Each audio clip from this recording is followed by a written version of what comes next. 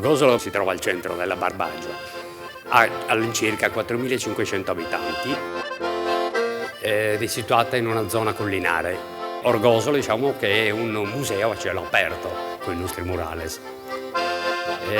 Sono nati, diciamo, dal 68, è un modo per raccontare le proprie storie.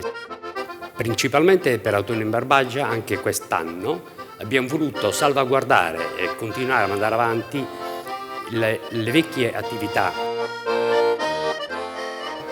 Ad Orgosolo si alleva un bacco da seta a bozzolo giallo che si chiama proprio razza Orgosolo e porta il nome del paese. Con la seta che si produce si confeziona poi a telaio Giulionzu, che è il copricapo del costume femminile della donna di Orgosolo.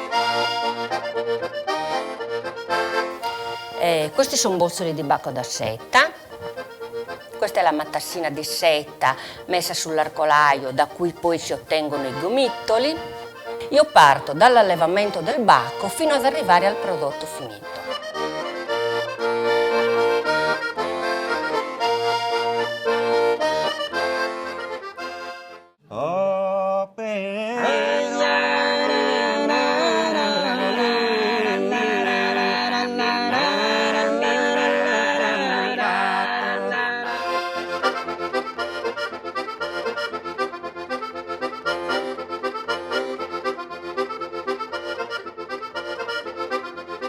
È molto vivo ancora, insomma, il lavoro, diciamo, agricolo e pastorale.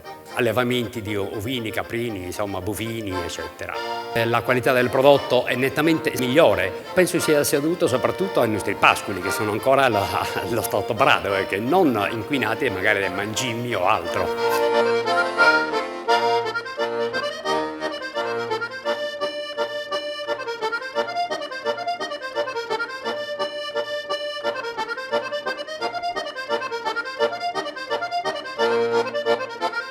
La savata, insomma, è fritto in olio e cosparso dopo o di zucchero a seconda dei gusti oppure con miele.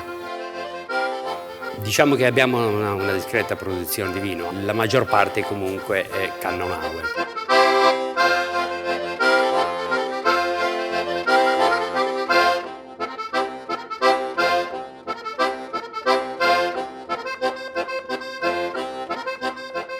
Panvertau viene solitamente bagnato per ammorbidirlo, viene steso sul piatto e condito con il formaggio e il sugo.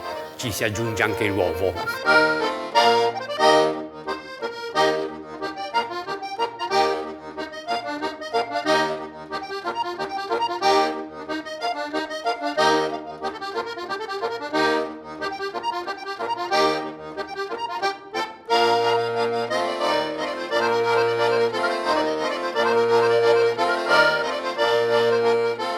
Spianatosa è un pane soffice.